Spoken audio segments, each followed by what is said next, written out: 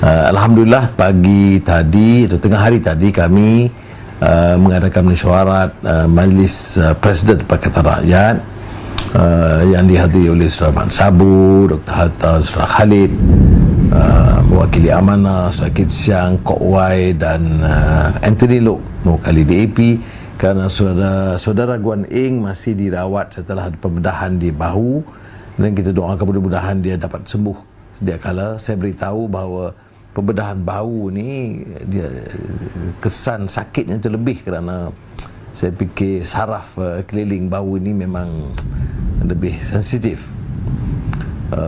Mewakili keadilan saya Saudara Saifuddin, Saudara Fahmi Fadil, dan tentunya saya mengambil kesempatan menjelaskan tentang pertemuan saya dengan Tan Sri Muhyiddin, Perdana Menteri, 2 hari yang lalu.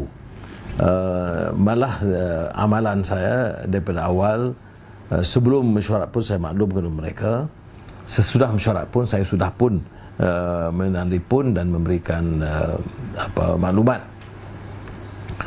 Dan dalam kenyataan hari ini yang bersama kita telah beritahu bahawa tujuan saya utama itu COVID-19. Walaupun ialah ini soal politik, ramai yang pertikai, mengapa ni kata pintu belakang, mengapa iktiraf. Ini saudara soal rakyat, keselamatan, kesihatan rakyat, ini tanggungjawab bersama. Sebab itu saya tidak politikkan. Saya beritahu Tan Sri Muhyiddin saya akan buat kenyataan yang sangat objektif apa yang berlaku, perbincangan yang berlaku. Dan dalam isu COVID pun saya kaitkan juga dengan ulangi keperluan untuk mengadakan mesyuarat khas Parlimen, supaya isu politik, usul undi tak percaya, kemungkinannya itu semua kita ketepikan dan kita tumpu hanya rancangan pemulihan ekonomi untuk rakyat, beberapa langkah keselamatan, PKP atau MCO, dan ini dapat dibincang bersama oleh semua ahli parlimen supaya mendapat satu konsensus.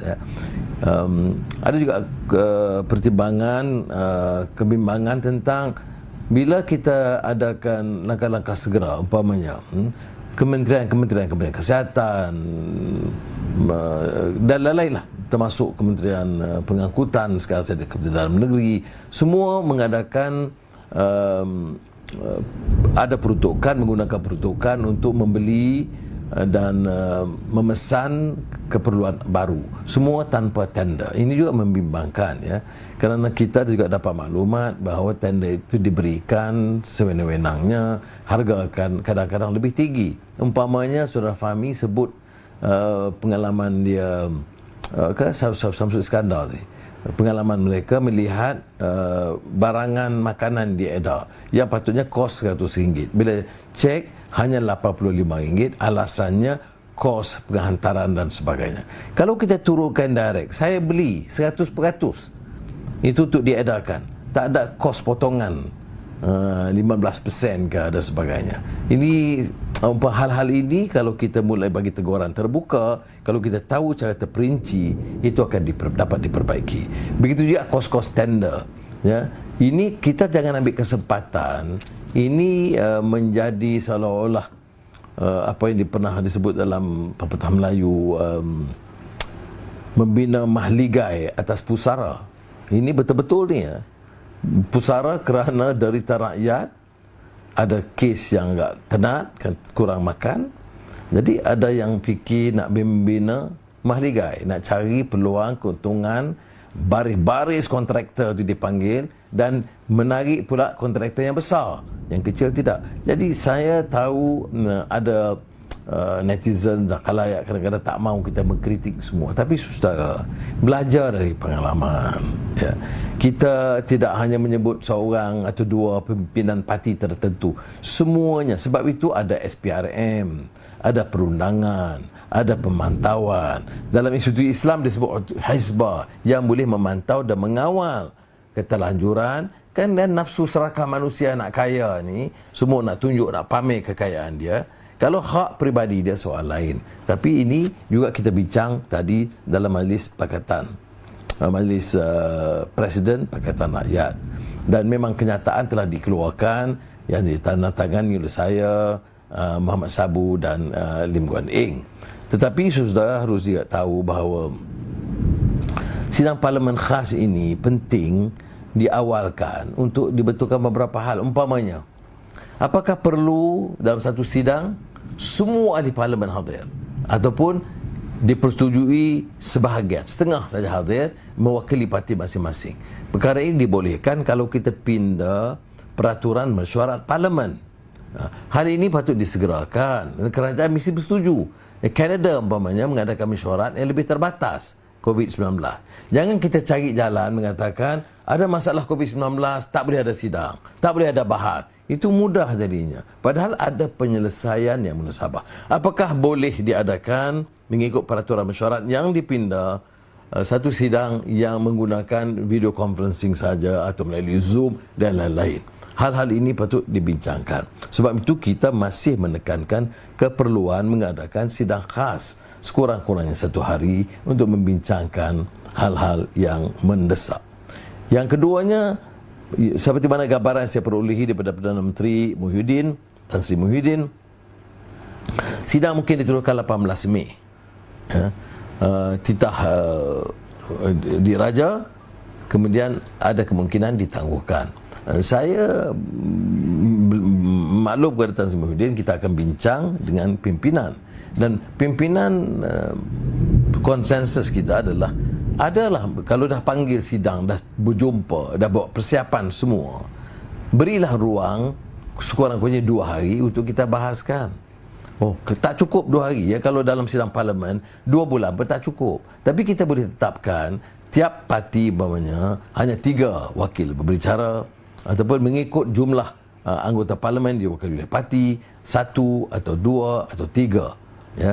Jadi dengan cara sedemikian kita boleh kawal supaya persidangan tidak lebih dari 2 hari. Saya rasa hal ini patut diberikan perhatian oleh kerajaan ya. Soal kritikan tentang saya iktiraf atau tidak tu saya tak perlu layan. Beza, saya bukan pergi jumpa Menteri nak buat pakatan, nak buat pintu belakang, nak khianat, tak ada ya. Dan saya pula buat telus. Sebelumnya saya maklum, selepasnya saya maklum, dan tadi dalam mesyuarat Majlis Presiden saya jelaskan kerana bagi saya kepentingan rakyat, kepentingan negara, kepentingan keselamatan mengatasi faham kelompok dan kabilah dalam politik. Saya ingat memadai penjelasan saya tentang perkara itu. Dan malah ada juga yang lucu. Ada yang kata, mana tahu? Tak ada ambil gambar pun. Saya memang tak minta pun ambil gambar. Sebab saya tak mau politikkan hal ini. Ya. Dan saya tak percaya Tan Sri Muhyiddin akan nafikan ada pertemuan itu. Pertemuan itu dari segi sahabat lama dalam keadaan biasa, keadaan lunak dan baik, saling hormat menghormati. Tetapi pendirian kita dalam hal COVID-19, dalam hal pengurusan parlimen, itu mesti tegas. Itu saya nak jelaskan ya. Baik. Soalan banyak dan saya cuba jelaskan lebih banyak soalan, kerana bila saya jawab 6 soalan tu banyak juga netizen yang agak mengeluh. Kami tunggu lama nak jawab pun susah. Jadi saya akan cuba jawab. Ringkaskan jawapan.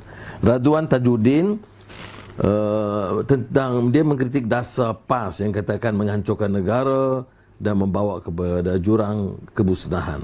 Walaupun saya diserang tidak oleh PAS ya, PAS dengan sejarah dengan saya itu sangat baik. Fadil Noor almarhum sebagai presiden PAS, ada saya anggap sebagai sahabat, sama dia dalam PAS, sebelumnya dalam ABIM, sehinggalah dia pulang ke rahmatullah. Tuan Guru Ning Abdul Aziz, seorang pemimpin yang saya sangat hormat dan ada hubungan akrab dan peribadi dengan dia. Mungkin masa lain saya akan ceritakan bagaimana dia sentiasa mendoakan, walaupun saya bukan ahli PAS, dia tetap mendoakan agar saya menjadi Perdana Menteri yang berjaya. Jadi oleh yang demikian, saya tidak bermaksud untuk menggunakan ruang untuk mengecam PAS. Kerana PAS dalam parti punya sejarah yang gemilang juga. Kita tidak setuju dalam beberapa perkara, terutama keadaan sekarang dan kenyataan presiden dia. Tetapi saya tidak pernah melupakan jasa baik dan budi pemimpin-pemimpin dan ahli PAS, terutama masa saya mengalami dan keluarga ya, derita begitu lama. Saya harus tekankan juga ya, keadilan itu, parti keadilan ditubuhkan itu bukan saja dengan restu tetapi dengan sokongan kuat pada masa itu oleh marhum Fadil Noor ya. Saya boleh jelaskan itu kemudian, tetapi Mahdi menyatakan bahawa saya sepanjang peluang saya berpidato baik di Barat atau di Eropah atau di dunia Arab atau di Asia, selalu ditanya, PAS ini Taliban, PAS ini parti yang jumud dan kolot, dan saya pertahankan. Saya kata PAS sekurang-kurangnya dia masih patuh kepada ruang perlembagaan dan undang-undang ya. Ada kadang-kadang pandangan dia itu nampak percanggah betul. Umpamanya kalau dulu masa kita dalam Pakatan Rakyat sampai berperang teruk benar soal rang undang-undang 355, pelaksanaan beberapa aspek hudud, tak ada tolak ansur, tidak bersedia bekerjasama dengan Pakatan Rakyat khususnya DAP selagi tidak dilaksanakan RUU 355. Sekarang ini ada fatwa baru, itu tak apa. Tapi itu hal-hal yang saya tidak bersetuju. Tapi apakah PAS ini boleh menghancurkan negara? Saya tidak setuju. Apakah dia boleh bawa kemusnahan kepada negara? Saya tidak setuju. Tetapi apakah saya setuju dengan pendirian PAS, terutama dalam isu seperti mana penyertaan mereka dalam pengkhianatan ini dan sebagainya? Saya tidak setuju. Jadi kita harus jaga supaya perbezaan pendapat kita itu tidak melanggar tata susila, akhlak dan memfitnah orang lain. Kalau saya difitnah, jawapannya bukan fitnah terhadap mereka, tapi memberikan penjelasan dan mendoakan kepada Allah SWT mudah-mudahan sama-sama mencari natijah yang baik untuk umat dan negara. Surah Zawawi menanyakan tentang e-learning ini, apakah perlu ditekankan pendidikan karakter dan proses takdib. Ini penting ya, soalan ini, kerana ia berbalik kepada pangkal pendidikan seperti mana dalam hadis Nabi Muhammad SAW. Apa dia pendidikan? Adabani Rabbi fa ahsana ta'dibi ya. Ini yang juga dikembangkan masa itu oleh Profesor Naqib Al-Atas bila bercakap tentang prinsip pendidikan ya. Ia juga memperbaiki adab. Mana ada pendidikan tanpa adab dan budi pekerti? Ilmu, teknologi, kecanggihan, keterampilan, ya, kemahiran, itu semua mesti dirangkul. Dan pendidikan harus mengejar. Ini adalah tradisi Islam yang lalu, umpamanya Barat, Timur, pusat-pusat ilmu yang cemerlang, itu dalam sejarah Islam itu tetap ada. Tidak sekarang, saya bicara tentang dulu. Jadi, tetapi semuanya berasas, berakar kepada prinsip akhlak ya. Kerana tanpa akhlak ini, ilmu ini tidak ada haluannya. Jadi oleh demikian e-learning ke, online ke ya, itu mestilah juga selalu tekankan ya, budi pekerti, adab dan sebagainya. Muhammad Ali Abdullah, Sam, jika ditakdirkan saudara menjadi pemimpin negara, apakah masa interaksi begini dengan khalayak ini diteruskan?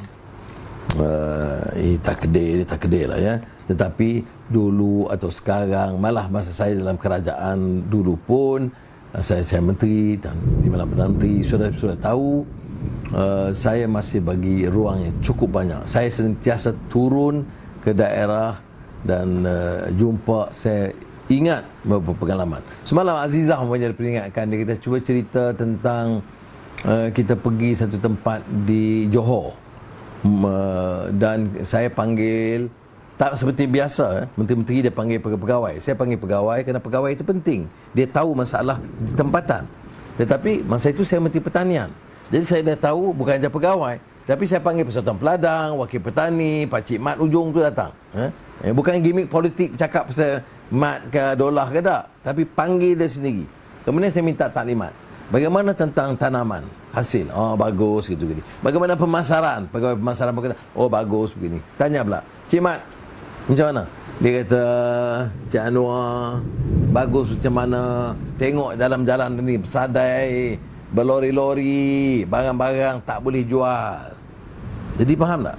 Jadi sebab itu turun ke bawah itu ada pengalamannya, ada pengajarannya buat kita. Dan mudah-mudahan jika diteruskan, saya akan teruskan. Tak mungkinlah hari-hari ya, tetapi masih beri ruang kena dengar. Berikutnya pasal buku-buku yang tersusun rak ni. Buku ni mungkin saya kena terangkan jelasan panjang kemudian, nampak boleh lihat sebahagiannya ya. Ada semua ya. Umpamanya ada satu buku tentang ini dah baca, Arif Kamal Abdullah, tentang Quran dan apa yang maksudnya pluralisme agama ya. Tidak seperti mana pluralisme dalam konteks barat ya, dalam pengertian Islam. Ini maknanya dia membaca kajian maudhu'i ya. Yang ni tentang falsafah India oleh S. Radhakrishnan. Dia sebenarnya ada 2 jilid ya. Saya di Sungai Buloh sempat baca habis ya. Dia terperinci lah. Kalau nak ulang nanti dia kena ambil masa kuliah yang panjang. Itu umpamanya ya, ada ini mengenai kesahihan, kupasan mengenai kesahihan dan asas kesahihan hadis. Jadi banyak ya. Sejarah sains dalam Quran. Cuma ambil banyak. Ini falsafah dan tasawuf sikit ya. The Sage Learning of Liu Zi, Islamic Thought on Confucian Terms ya. Bagaimana pemikiran Islam yang dikaji oleh pengkaji Neo-Confucianist di China yang Muslim ya. Tapi dia faham Confucianism, tapi dia belajar Islam dan Quran. Itulah sebagai contohnya. Tentang tanda-tanda ni, nampak ni tanda-tanda ni. Ada tanda ni buku untuk katalog yang belum selesai. Ada tanda yang kadang saya baca dan saya minta ada apa yang saya anggap penting, yang tak sempat catat. Kalau sempat catat okey. Macam ni buku Hamka yang kita akan kupas sebentar lagi. Saya ada tanda ni. Ini tanda ni tanda-tanda penting yang saya anggap wajar saya kupas. Baik.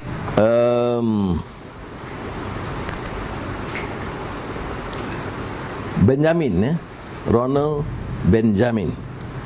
Apa strategi keadilan untuk mendapat sokongan penduduk luar bandar yang sekarang ini banyak condong ke PAS dan UMNO?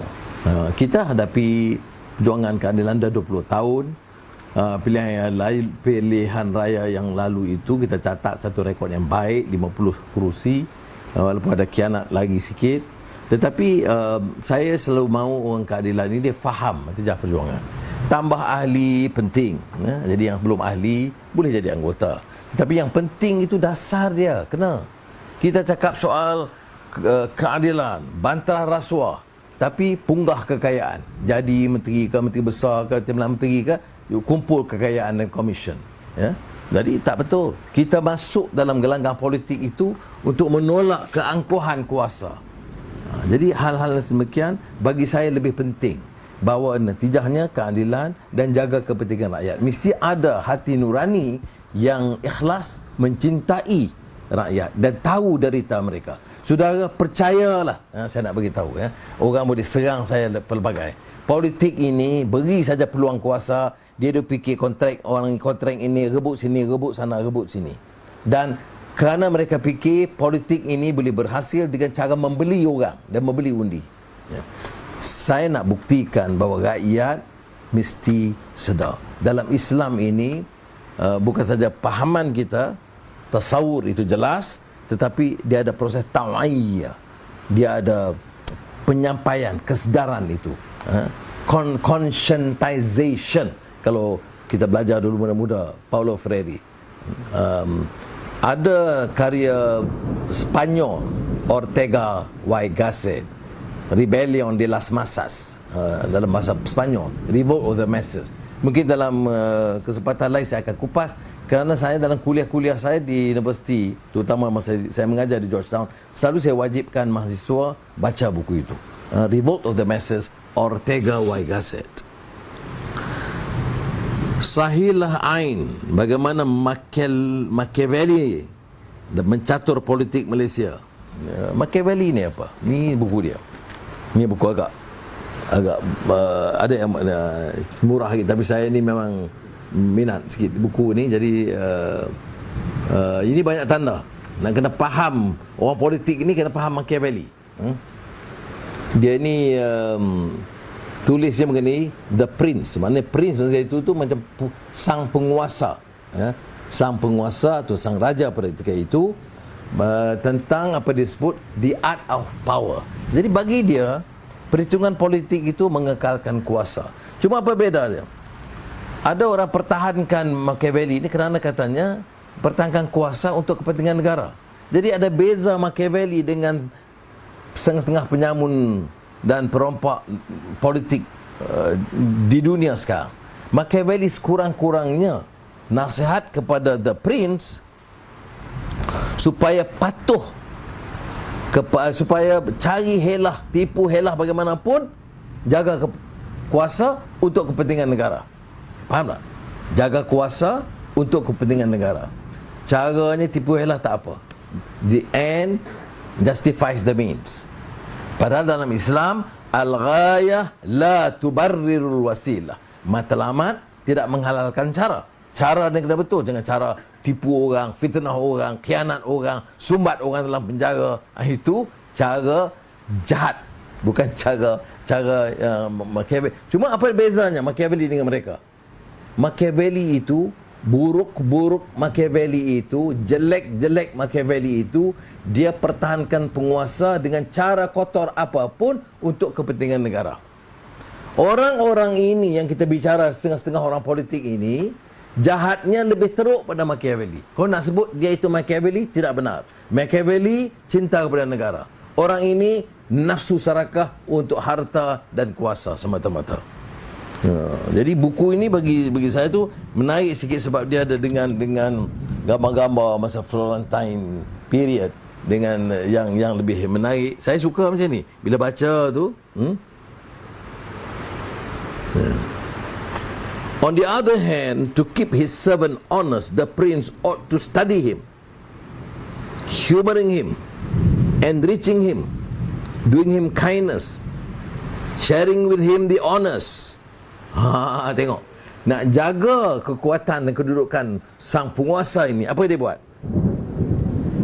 Kaji dia ini belot ke tidak, bagi dia penghormatan, kayakan dia. Ini yang jadi perasuah-perasuah ni. Nampak baik dengan dia, bagi dia pingat-pingat penghormatan. Banyak yang kita belajar, walaupun orang kata, oh saya Machiavelli. No, I'm never a Machiavellian. I'm not. I don't believe in Machiavelli. I disagree. Tapi kita tengok amalannya, kadang-kadang 90% Machiavelli. Bezanya Machiavelli itu cinta negara, pertahan sang penguasa. Kita pertahankan kuasa, cintakan nafsu serakah. Itu Machiavelli. Ada soalan Arif Mahdi, cadangan untuk tingkat kebudayaan membaca. Ini saya ingat satu cabaran besar dalam dunia pendidikan, dunia ilmu, ya. Saya lihat kecenderungan membaca ini bukan saja di Malaysia, kerana ada internet dan social media. Orang baca sekejap, sikit-sikit dia rasa dia faham. Tak betul. Nak baca Machiavelli, semua orang cakap pasal Machiavelli. Berapa orang yang dah baca Machiavelli? Sudah baca Machiavelli? Apakah kita baca Machiavelli dengan kritikan terhadapnya sekali, yang menyokong, yang menentang?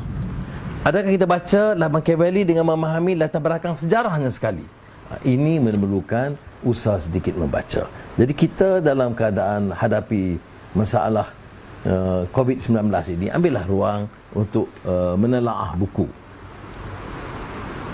Arif Mahdi, sebagai seorang gemar membaca, sudah tingkat kebudayaan baca, saya ada jawab tadi, ya.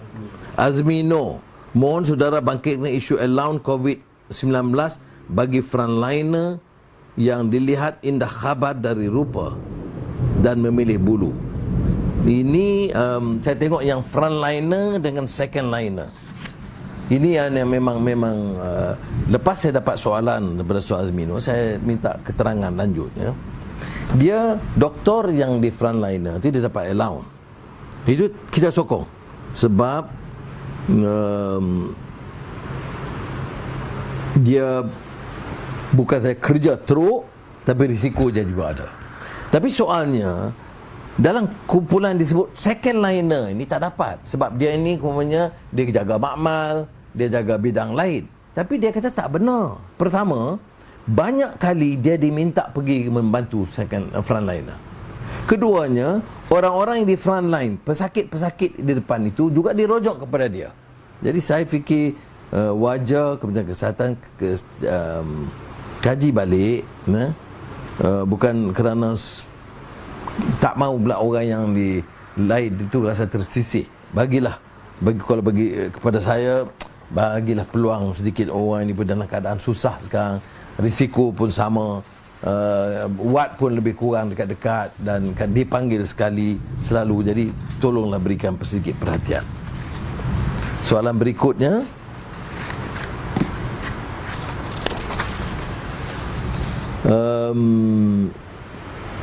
engkar dengan PKP ini memang, kalau alasannya kuat, saya tidak percaya polis dan tentera menahan dan kasar. Tetapi kalau tidak ada alasan, ya saya dah mempunyai seorang rakan saya, saudara saya, dia nak pulang ke Melaka kerana keluarganya sakit, mak ibunya sakit, tapi tidak ada surat. Tentunya polis kata balik, kena siapkan surat, kena tahu. Kalau diberi kelonggaran, kesan tak seperti mana yang diharapkan. Saudara, ini COVID-19 ini malapetaka luar biasa. Semua orang tahu, tidak dijangka, sukar dikawal, dan sukar sekali dikawal. Kita beli ikan, kadang plastik ikan, macam-macam. Jadi peringatan demi peringatan. Jadi kalau dia diminta oleh keputusan oleh pihak keselamatan dari segi PKP atau MCO, saya mintalah patuhlah supaya tidak mudarat kepada yang lain.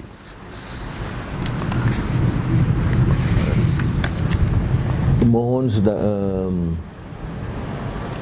ini subsidi upah ni 600, 800, 1020.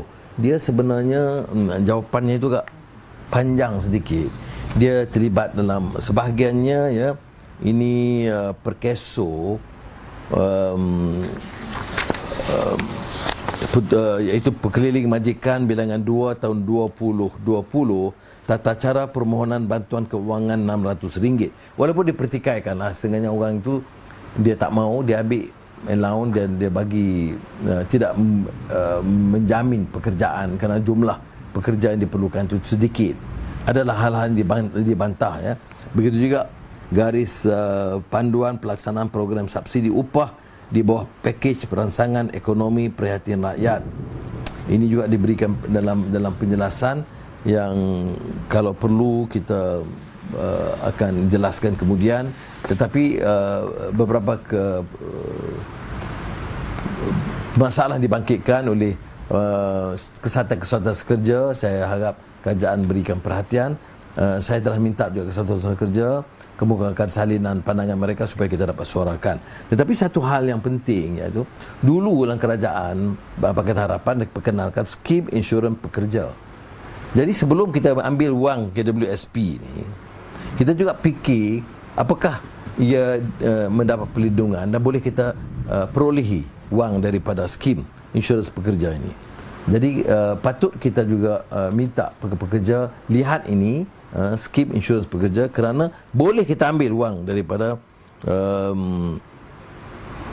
skim tersebut, ya. Jadi saya ingat dekat itu dulu tentang soal-soal jawab ni, kerana saya dah ambil masa yang panjang. Terima kasih. Saya dah juga setuju supaya kita ulas satu buku karya Hamka. Siapa dia Hamka? Buya Hamka ni nama gelar timang-timangan sebagai seorang alim, sarjana, sastrawan. Dia Haji Abdul Malik Karim Amrullah, ya.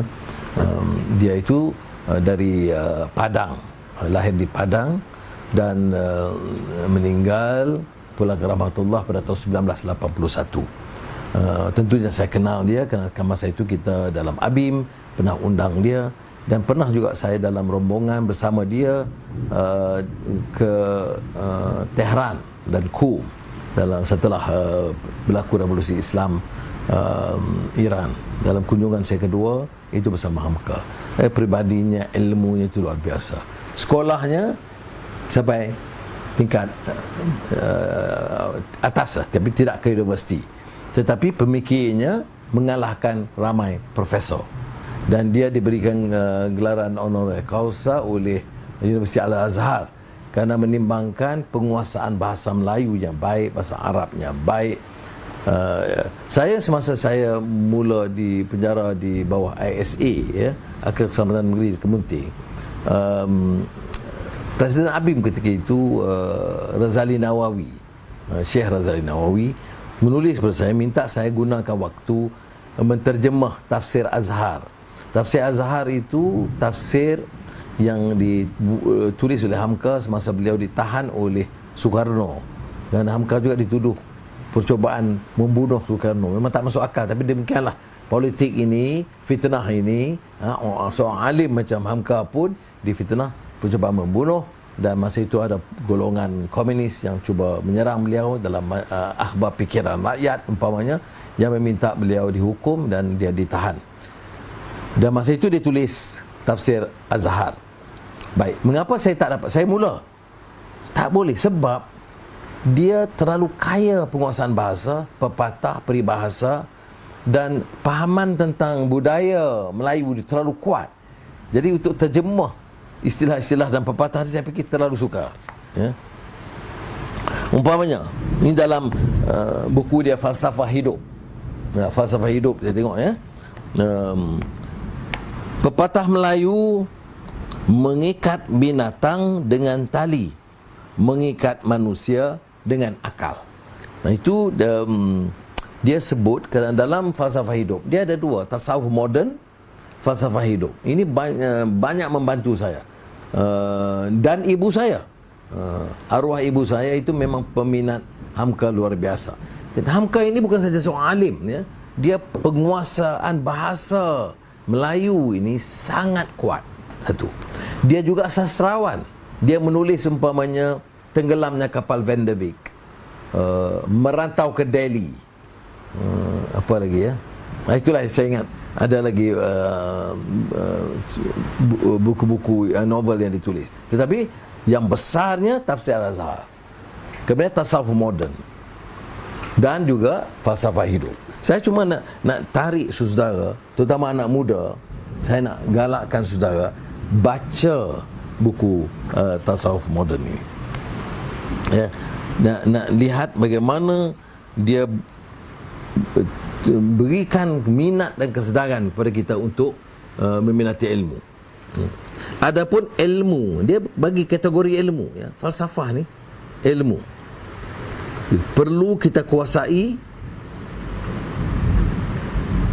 memajukan ilmu yang berhubung dengan kemaslahat kemanusiaan dan mempertinggi darjatnya. Baik. Jangan ilmu maju, kemanusiaan mundur. Ini yang menarik saya kepada Hamka ni. Dia tak pernah tinggal bawa baik akidah, akhlak, ilmu, dan mesti jaga kemanusiaan dan budi pekerti. Adapun ilmu yang merusak, yang diukur dengan nafsu, ilmu yang tiada berperasaan, yang merugikan, yang menimbulkan saling membunuh dan saling membenci, tidaklah dikehendaki oleh Islam dan tidak pula dikehendaki oleh akal budi yang waras. Ilmu bukanlah agak-agak, kira-kira dan turut-turutan.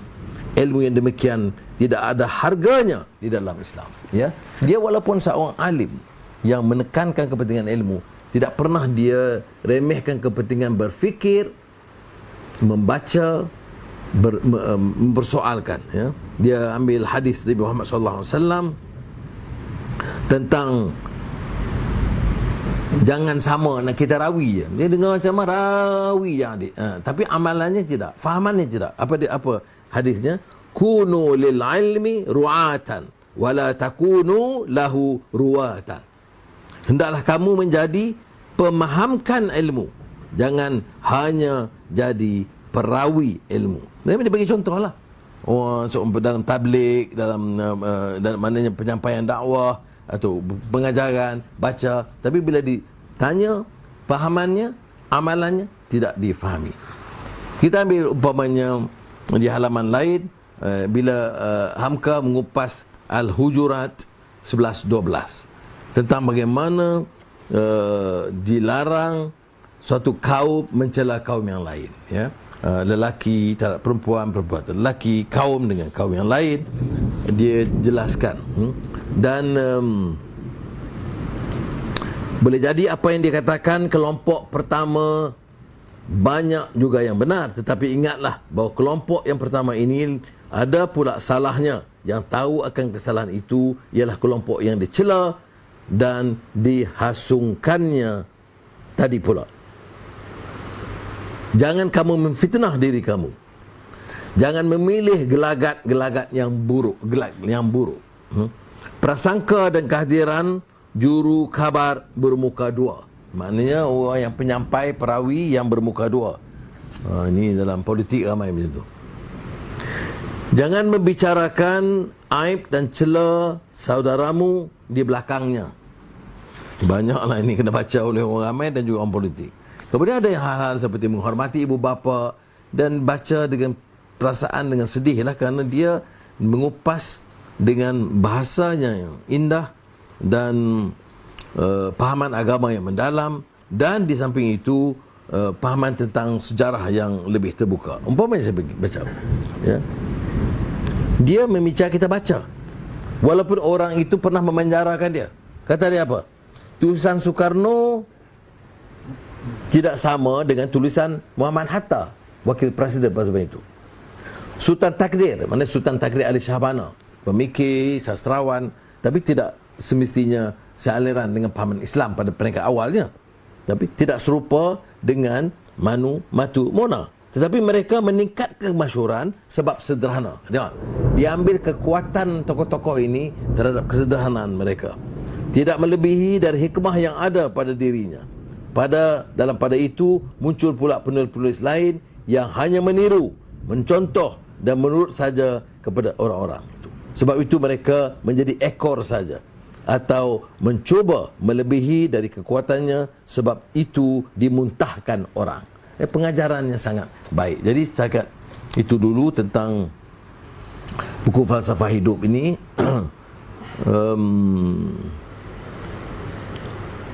Naninjau, Sumatera Barat. Saya pergi oleh kerana ingat dia dan kenal dia dan jasa dia juga kepada peringkat ABIM, peringkat awal, saya ziarah pondok dia, sekolah dia yang dia asaskan, dan perkampungan dia. Dan saya ingat sampai sekarang penduduk-penduduk di sana, walaupun dia meninggal dunia pada tahun 1981, masih menunjukkan kasih dan kuat membaca. Demikian dulu untuk hari ini, dan kita telah kupas tadi pertama pertemuan saya tentang Tan Sri Muhyiddin. Tak usahlah ditafsirkan dengan politik tidak sihat, ya. Saya anggap dia sebagai sahabat walaupun berbeza dari segi politik dan tidak bersetuju beberapa langkah. Tapi dalam hal ini kita terpaksa bekerja sama untuk menghadapi COVID-19 dan membantu rakyat. Pendirian saya tetap bersama dengan Pakatan Harapan, ya, untuk mengadakan sidang supaya kita dapat bahas dan elak daripada keterlanjuran orang mengambil kesempatan, ya, yang saya katakan tadi, membina mahligai atas pusara rakyat. Jadi yang kedua, saya telah cuba jawab soalan dan kebetulan menyentuh seperti lalu buku The Prince. Ada dua buku yang penting oleh Machiavelli, Niccolo Machiavelli satu. Tapi untuk kali ini kita bicara tentang The Prince, dan daripada puluhan karya besar Hamka, saya hanya kupas falsafah hidup. Terima kasih. Semoga Allah memberkati usaha kita bersama. Wassalamualaikum warahmatullahi wabarakatuh.